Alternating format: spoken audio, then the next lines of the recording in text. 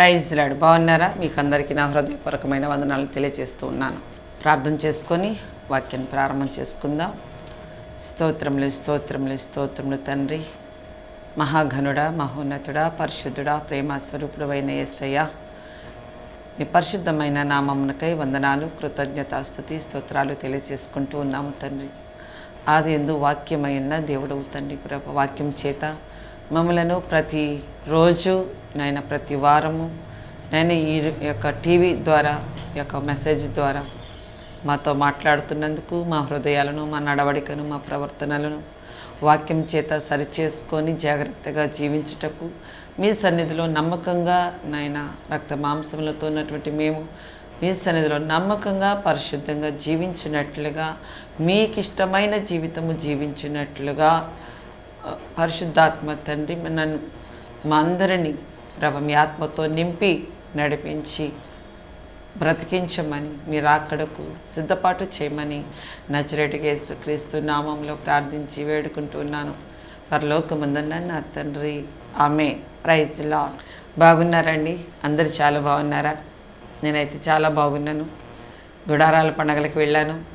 4 రోజులు ఎంత సంతోషంగా గుడారాల పండుగలో దయాక్షేత్రం చర్చిలో 4 రోజులు బస చేసి, గుడారాల పండుగలో 4 రోజులకి అసలు ఎన్ని మెసేజ్లు అంటే కొదువ లేదన్నమాట. అంత నిండారుగా మెసేజ్లు, వాక్య పరిచర్యలు, పాటలు. హృదయం అయితే, నా ఆత్మ అయితే పరవశించిపోయింది. లక్షలాది మంది జనం, అనేక మంది బిడ్డలు, భూమి దిగంతముల నుండి, 4 దిక్కుల నుండి ప్రజలు, ఇతర దేశాల నుంచి రావటం చాలా సంతోషంగా ఉంది.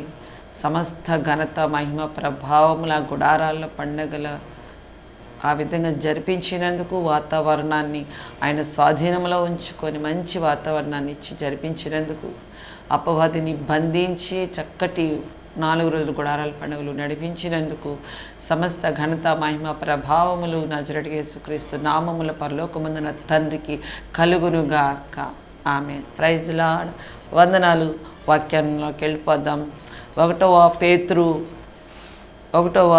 రాసిన 1వ పేతురు పత్రిక 4వ అధ్యాయం 8వ వచనం మనం చదువుకుందాం. మన వాక్యం యొక్క అంశము ప్రేమ గలవారై ఉండుడి.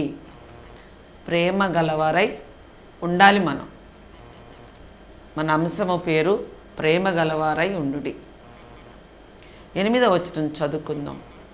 ప్రేమ అంట అనేక పాపములను కప్పును గనుక అన్నిటికంటే ముఖ్యముగా ఒకని ఎడల ఒక్కడు మిక్కటమైన ప్రేమ గలవారై ఉండుడి అని పేతురు గారు మనకి ఉత్తరం రాశాడండి. పేతురు గారు యేసయ్యతో పాటు జీవించినటువంటి వ్యక్తి. పేతురు దురుసువాడు, తొందరపాటు ఎక్కువ, తొందరగా మాట్లాడతాడు. వెనక ముందు ఆలోచన చేయకుండా ముందు చేయి చేసేసుకునే తత్వం కలిగిన వాడు. ఎవరో చదువులేని పామరుడు పేతురు గారు, చేపలు పట్టుకునే జాలర్లు. ఇంకా తెలుసు కదండి చేపలలో ఎలా మాట్లాడతారో, వాళ్ళు ఇష్టం వచ్చినట్టు మాట్లాడతారు. పేతురు గారు కూడా అలాంటి వ్యక్తి. చేపలు పట్టుకునేవాడిని వెళ్ళి యేసయ్య నన్ను వెంబడించానంటే, పేతురు గారి కంటే ముందు ఆంద్రేయ ప్రభుకి మొదటి శిష్యుడు. ఆంద్రేయ వెళ్ళి పేతురు గారిని తీసుకొస్తాడు. ఆ పేతురు గారు చక్కగా ప్రభుకి దగ్గరైపోయాడు. నన్ను వెంబడించమన్నారు, చక్కగా వెంబడించాడు. ఆయన అనుభవాలలో కూడా రాశాడండి ఈ వాక్యాన్ని. పరిశుద్ధాత్మ పూర్ణుడై, పరిశుద్ధాత్మతో నింపబడి మనకి ఉత్తరం రాశాడు. అనుభవాలతో ప్రభు నడిపిస్తాడు. మరి పేతురు గారు యేసయ్యతో జీవించాడు, యేసయ్య ప్రేమను పొందుకున్నాడు. పేతురు గారు ఎన్ని తప్పులు చేసినా యేసయ్య క్షమిస్తూ ఆ పాపాన్ని కప్పేశాడంట. అదే ప్రభు మనకు కూడా చెప్తున్నాడు. యేసయ్య ఆజ్ఞలలో నేను తప్ప నీకు వేరొక దేవుడు ఉండకూడదు అనేది మొదటి ఆజ్ఞ. రెండవ ఆజ్ఞ అదే మొదటి ఆజ్ఞలో ఇంకా ఉన్నాయి. నీ పూర్ణ హృదయంతో, నీ పూర్ణ మనసుతో, నీ పూర్ణ వివేకముతో నన్ను పూజించు, నన్ను సేవించు. ఆకాశం మీదే కానీ భూమి మీదే కానీ భూమి కిందే కానీ దేనిని నీవు పూజించకూడదు, నీకే దేవుడు ఉండకూడదు, నేను తప్ప నీకు వేరొక దేవుడు ఉండకూడదు. మొదటి ఆజ్ఞ. అదే సేమ్ రెండవ ఆజ్ఞ కూడా మొదటి ఆజ్ఞతో కలిపేశాడు యేసయ్య. నిన్ను వల్ల నీ పొరుగువారిని ప్రేమించు. మన వాక్యాంశము కూడా మీరు ప్రేమ గలవారై ఉండుడి అని పేతురు గారు మనకు ఉత్తరం రాస్తున్నారు. పేతురు గారిని యేసయ్య ప్రేమతో నింపి నడిపించాడు. ఎన్ని ప్రేమ అనగా యేసుక్రీస్తు ప్రభువు. ప్రేమ = యేసుక్రీస్తు ప్రభువు. ప్రేమ అంటే అర్థం అగప్పే ప్రేమ. అగప్పే ప్రేమ అంటే శాశ్వతమైన ప్రేమ, కపటము లేని ప్రేమ. ప్రేమ రెండు రకాలు, కపటమైన ప్రేమ, నిజమైన ప్రేమ. డబ్బులుంటే ఒక రకమైన ప్రేమ చూపిస్తారు, సమాజంలో ఉన్న వాళ్ళైనా, పెళ్ళైనాక కొడుకు కోడళ్ళు తల్లిదండ్రుల దగ్గర ఉన్న ఆస్తి ఉంటే కోడలు బాగా ప్రేమిస్తుంది అత్త కోడల్ని, అదే అత్త మామల్ని. అత్త దగ్గర మామ దగ్గర డబ్బులు లేవే అనుకో, ఆస్తిపాస్తులు ఏమీ లేవనుకో, కోడలు అంతగా ప్రేమించలేదు. వాళ్ళిద్దరిని ప్రేమిస్తే తర్వాత తరంతరం ఆస్తి మాకు వస్తుంది అన్నట్టుగా ఉంటారు కోడళ్ళు. మన బంధువులు కూడా అండి, మన దగ్గర బాగా ఆస్తిపరులమైతే మన చుట్టూ మూగుతారు. చిన్న చితక అన్నిటికి మనకు ఫోన్లు చేస్తూ ఉంటారు. చిన్న చిటుకు మనంగానే బంధువులందరూ మన ఇళ్ళకి వస్తారు. పళ్ళు, పలహారాలు, వస్త్రాలు అన్నీ ఇచ్చిపుచ్చుకుంటారు. ఎందుకని? వాళ్ళు ఆస్తిపరులు కాబట్టి. ఆస్తి లేదనుకో ఏ బంధువు రాడు. వెళితే మనం ఏమి పెట్టాలి, వాళ్ళకి ఏమి తీసుకుని వెళ్ళాలి, వాళ్ళ దగ్గర ఏమీ లేవు, మనం వెళ్తే మనమే తీసుకెళ్లాల్సి వస్తుంది వాళ్ళ దగ్గరికి అని. ఏం ఆస్తిపాస్తులు లేవనుకోండి ఎవరు రారండి. రోగంలో ఉన్న రారు బంధువులు, ఆస్తిపాస్తులు లేకపోయినా రారు. ఆస్తి ఉంటేనే, ఆరోగ్యం ఉంటేనే బంధువులందరూ బెల్లానికి ఈగలో చీమలు వాలినట్టుగా వాళ్తారు. కానీ యేసయ్య యెహోవా తండ్రి యోహాను సువార్త 3వ అధ్యాయంలో దేవుడు లోకమును ఎంతో ప్రేమించెను, దేవుడు లోకమును ఎంతో ప్రేమించెను అన్న మాట ఎలాగుంది? దేవుడు లోకమును ఎంతో ప్రేమించెను. చూడండి తేడా, చెప్పలేము. దేవుని ప్రేమకు వెలకట్టలేమండి. భూమి ఆకాశాలు చాలవండి, భూమి ఆకాశాల వైశాల్యము చాలదండి దేవుని ప్రేమకు. అందుకే అగప్పే ప్రేమ అంటే శాశ్వతమైన ప్రేమ. శాశ్వతమైన ప్రేమ చూపిస్తాడండి లోకం మీద. అందుకనే ప్రాణం పెట్టాడు మనకి. మనం పెట్టగలమండి ప్రాణం? మనం ప్రాణం పెట్టినా మనం లోకాన్ని రక్షించగలిగేటటువంటి హోదాలో మనం ఏమి లేము, ఆ సామర్థ్యంలో మనం ఏమి లేము. మనం అందరం కూడా జన్మతః పాపులం. కనుక ప్రభువే మనల్ని ఎంతో ప్రేమించి ఆయనే యేసు అనగా రక్షకుడుగా, ప్రేమామయుడిగా మన కొరకు భూమి మీదకు వచ్చి మన పాపాలన్నీ కప్పేశాడండి తన ప్రేమతో. మన పట్ల పరలోకమందున తండ్రి ప్రేమ గలవాడై ఉన్నాడు. ఎంతో ప్రేమించి ప్రేమ గలవాడై భూమి మీదకు వచ్చాడు. ప్రభుకి తెలుసు, నా శత్రువు, నేను ఏర్పరచుకున్న లూసిఫర్ దేవదూత నా మీద హెచ్చించుకొని, ఊహించేసుకొని, భ్రమపడిపోయి మనసులో హెచ్చించేసుకుని అతన్ని లూసిఫర్ గాడిని సృష్టించిన సృష్టికర్తకు తెలియదా అండి తన అంతరంగంలో ఉన్నది? ఆయన ఎవరండి? హృదయ అంతరంగంలో ఎరిగినవాడు. ఆ లూసిఫర్ గాడిని ప్రభు, దేవదూతలు, తండ్రి యుద్ధం చేసి దేవదూతలు వాడిని కిందకు దోసేస్తారు. వాడు మన ద్వారా తండ్రిని బాధ పెడుతూ ఉంటాడు. ముఖాముఖిగా ఏమీ చేయలేక, ఢీకొనలేక తండ్రితో, యేసయ్యతో, పరిశుద్ధాత్మ దేవుడు త్రియేక దేవుడు ఉన్న యేసయ్యతో, యెహోవా తండ్రితో డైరెక్ట్గా ఢీకొనలేక, ఎలా ఢీకొనగలుగుతాడు? ఆ దగ్గర అసలు ఏముంది? నీతి లేదు కనుక మనల్ని వాడుకుంటున్నాడు. రక్త మాంసములతో ఉన్నటువంటి వాళ్ళని వ్యసనాలకి లోపర్చేసి ప్రేరేపించేసేసి తండ్రిని బాధ పెట్టడం వాడి ఇదన్నమాట. కనుక మనము వాక్యాన్ని చదువుతూ ఉన్నప్పుడు మనము గమనించాలి. వాక్యమై ఉన్నాడు యేసుక్రీస్తు ప్రభు. ఆది యందు తండ్రి దగ్గర వాక్యమై ఉన్నాడు క్రీస్తు.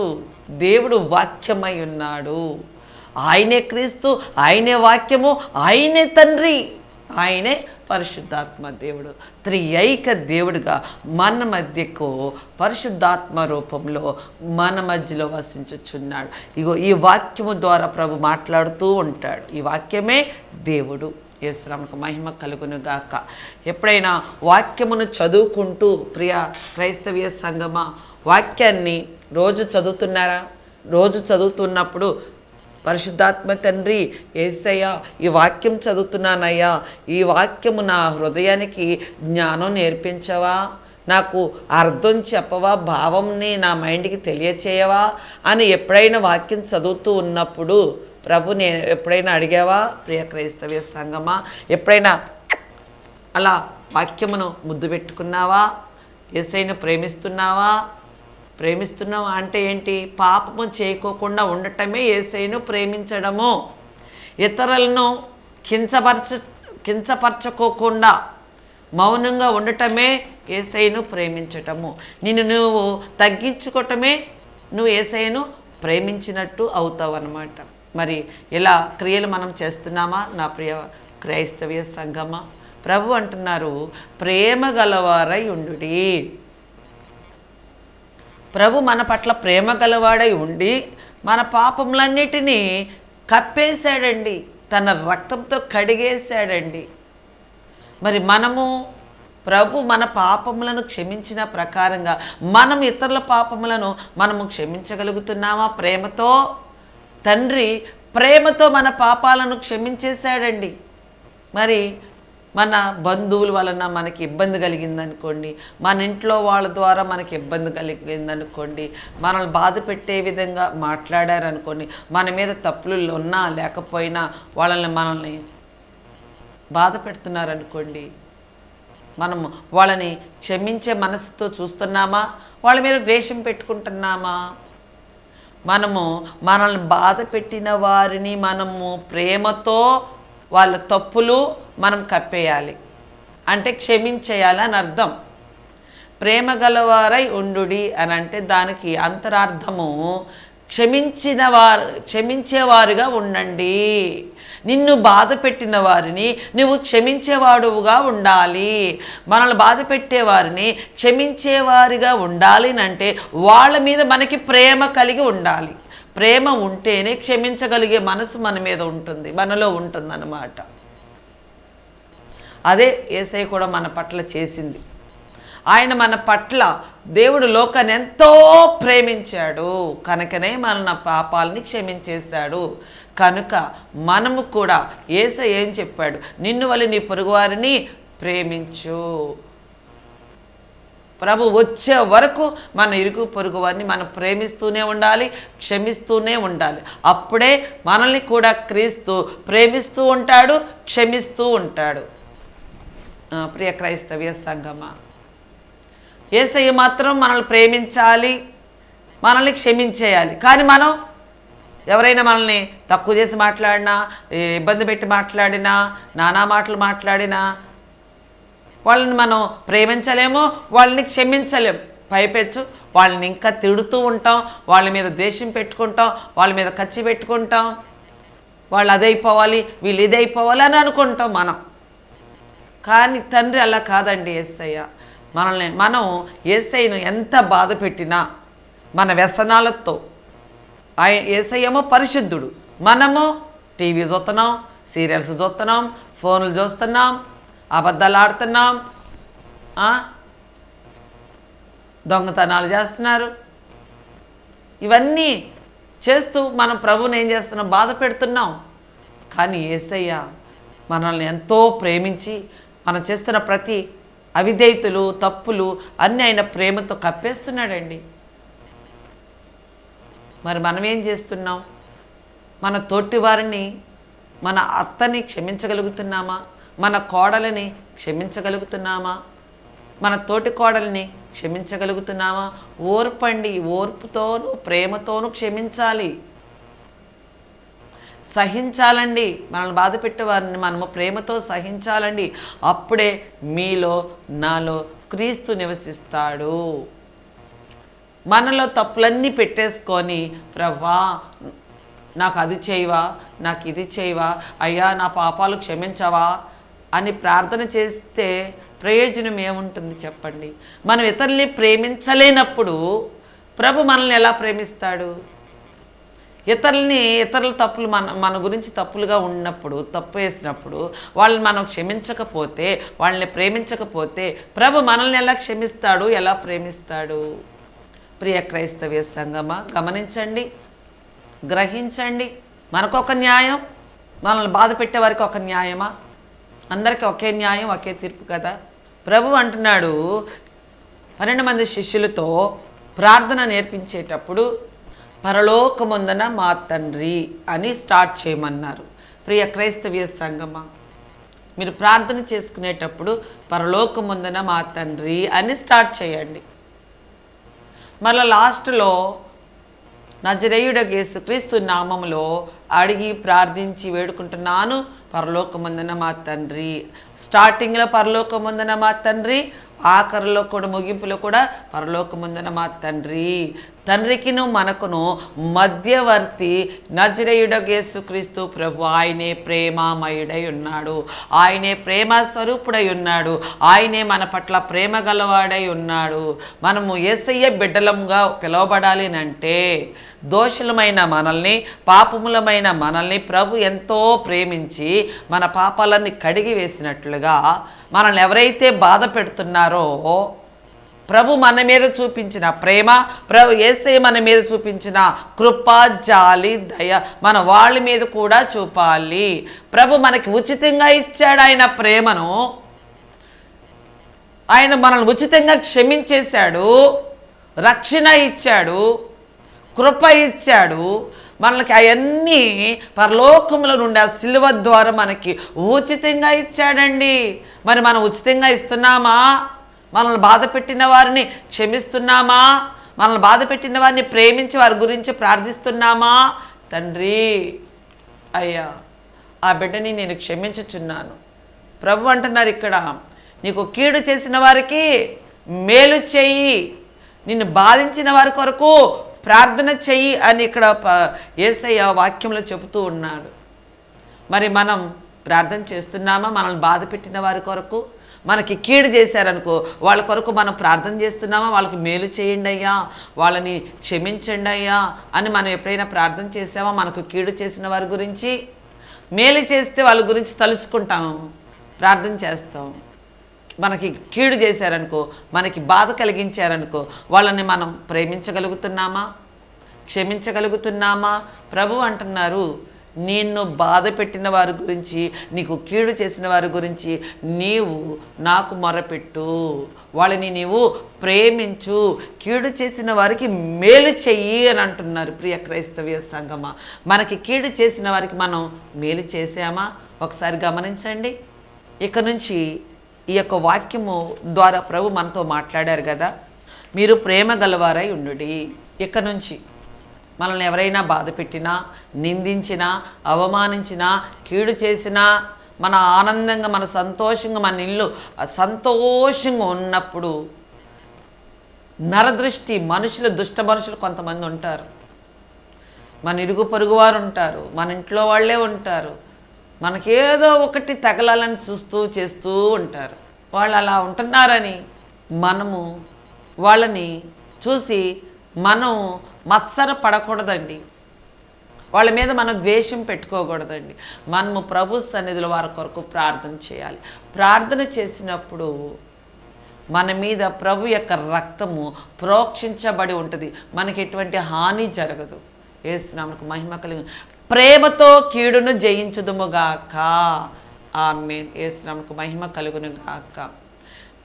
మనల్ని యేసయ్య నిన్ను వలె నీ పొరుగువారిని ప్రేమించు అని అన్నారు.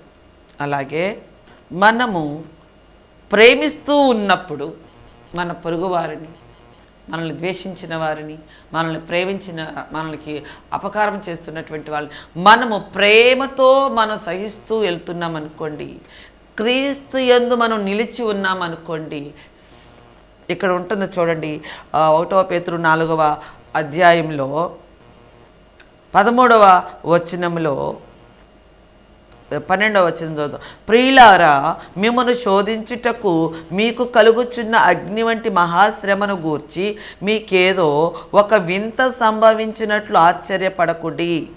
క్రీస్తు మహిమ బయలుపరచబడినప్పుడు మీరు మహా ఆనందముతో సంతోషించు నిమిత్తము క్రీస్తు శ్రమలలో మీరు పాలువారై ఉన్నంతగా సంతోషించాలండి. మనము వాక్యం విని చర్చికి వెళ్ళి వాక్యం వింటున్నామండి. వాక్యానుసారంగా మేము ఇంటికి వచ్చినప్పుడు జీవించాలని అనుకుంటున్నామండి. ఎంత వాక్యానుసారంగా మేము జీవించాలనుకొని పరిశుద్ధంగా, పవిత్రంగా, అందరినీ క్షమించుకుంటూ, ప్రేమించుకుంటూ, అందరి కొరకు ప్రార్థన చేస్తూ ఉంటున్నానండి.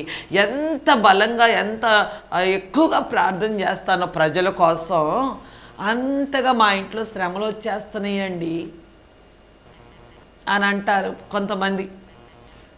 నాతో కొంతమంది అంటారండి, అమ్మగారండి మీరు చెప్తారే మీ గురించే కాదు ప్రార్థన చేసుకునేది, మీ ఇంటి చుట్టూ వాళ్ళ గురించి కూడా ప్రార్థన చేయాలి, మీ ఇంట్లో వాళ్ళ గురించి ప్రార్థన చేయాలి, మీ బంధువుల గురించి ప్రార్థన చేయాలి. మీరు చెప్పినట్టే మేము నేర్చుకుంటున్నామండి, మీరు చెప్పినట్టే మేము ప్రార్థన చేస్తున్నామండి, మా ఇరుగు పొరుగు వారి గురించి ప్రార్థన చేస్తున్నాము. మేమంటే కొంతమందికి గిట్టదండి, అసూయ. మేమంటే మేము సంతోషంగా ఉంటాము, వాళ్ళు ఏదో ఒకటి మా మీద చేస్తూ ఉంటారండి, వాళ్ళ గురించి మేము ఎలా ప్రార్థన చేయాలండి? బాధ కలుగుతుంది కదండి. అయినను మరి యేసయ్యను బాధ పెట్టిన వాళ్ళందరినీ క్షమించేశాడు కదండి.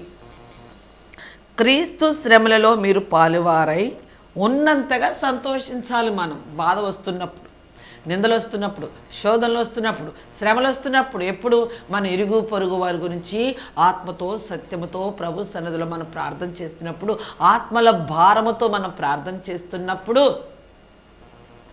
శత్రువు ఏదో ఒకట వాడు శ్రమ పెడుతూ ఉంటాడు. ఏదో ఒక దాని ద్వారా డబ్బులు లేకుండా చేయటము, శరీర బలహీనతలో, ఇంట్లో ప్రేమలు లేక ఒకరికొకరు పోట్లాడుకోవటం, ఒకళ్ళ మాట అంటే ఒకరికి నచ్చకపోవటం, ఇవన్నీ గలిబిలి చేయటానికి శత్రువు ఏదో ఒకట శోధిస్తూనే ఉంటాడండి. మనం ఆత్మల భారం కలిగి ప్రార్థన చేసినప్పుడు, నశించిపోతున్న ఆత్మల కొరకు బాధ్యత తీసుకొని ప్రార్థన చేసినప్పుడు, ఇవన్నీ వచ్చినప్పుడు అంట పేతురుగా చెప్తున్నాడు, క్రీస్తు శ్రమలలో మనం కూడా పాలు భాగస్తులమై ఉన్నాము అని సంతోషించాలంటండి.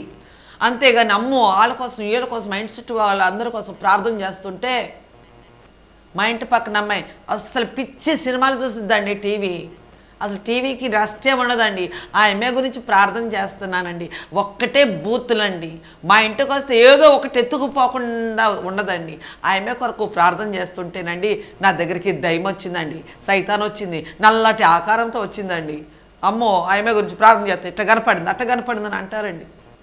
మనలో క్రీస్తు ఉన్నాడు అనేది మనం సంతోషించాలి. క్రీస్తు శ్రమలలో మనం కూడా పాలుభాగస్తులమై ఉన్నాము అని మనం సంతోషించాలండి. శ్రమ వచ్చినప్పుడు, శోధన వచ్చినప్పుడు కృంగిపోకూడదు, ప్రార్థన మానకూడదు, ఇతరుల కోసం చేసే విధానంలో మానకూడదు. అంతకంతకు మనము ఇతరుల కొరకు ప్రార్థన చేయటం, అభివృద్ధి చెందాలి. మనం ప్రార్థనలు ఇతరుల కొరకు మనము పరలోకానికి వెళ్తూ మనతో పాటు కొంతమందినైనా మనము పరలోకానికి తీసుకొని వచ్చే పాత్రను మనం పోషించాలి. ప్రభు మిమ్మల్ని ఆ విధంగా నడిపించునుగాక. చెప్తున్నారు పరిశుద్ధాత్మ దేవుడు. మీరు ప్రేమ గలవారై ఉండుడి, మీ ఇరుగు పొరుగు వారి పట్ల, మిమ్మల్ని నిందించిన వారి పట్ల, మిమ్మల్ని అవమానించిన వారి పట్ల, మీకు బాధ కలిగించిన వారి పట్ల, మీకు కీడు చేసిన వారి పట్ల మీరు ప్రేమ గలవారై ఉండుడి, క్షమించగలవారై ఉండుడి. అప్పుడే మిమ్మల్ని నన్ను ప్రభు మనం ఆ విధంగా మనం చేసినప్పుడే ప్రభు మనల్ని కూడా ప్రేమిస్తాడు, క్షమిస్తాడు, ఆరోగ్యం ఇస్తాడు, స్వస్థపరుస్తాడు, అపవాదిని మన ఎదుట నుంచి పారదోలుతాడు, పరలోకానికి మనల్ని విమోచించుకొని ఈ దీన శరీరాన్ని మహిమ శరీరముగా మార్చి పరలోకానికి రహస్య రాకడలో తీసుకొని వెళ్ళిపోతారు. యేసునామమునకు మహిమ కలుగునుగాక. ఈ వాక్యము ద్వారా పరిశుద్ధాత్మ దేవుడు మిమ్మల్ని అందరినీ ఆయన ప్రేమ కలిగిన ఆత్మతో నింపునుగాక. ఆమేన్. Praise lord. ప్రార్థన చేసుకుందాం.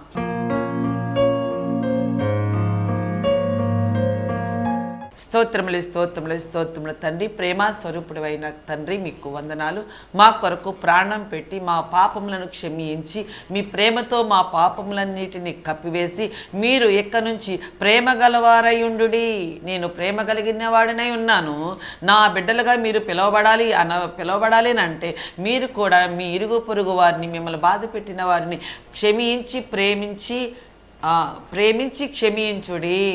మీరు ప్రేమ గలవారై ఉండుడి, మిమ్మల్ని బాధించిన వారి పట్ల మీరు ప్రేమ గలవారై ఉండుడి, క్షమించుడి అని ఈ వాక్యం ద్వారా మాతో మాట్లాడిన పరిశుద్ధాత్మ తండ్రి, ప్రేమాస్వరూపుడు అయిన యేసయ్య మీకు వందనాలు, కృతజ్ఞతాస్తుతులు చెల్లించుచు నజరేయుడు యేసుక్రీస్తు నామములో పరలోకముందన మా తండ్రి మీకు మొరపెట్టి ప్రార్థించుచున్నాను తండ్రి.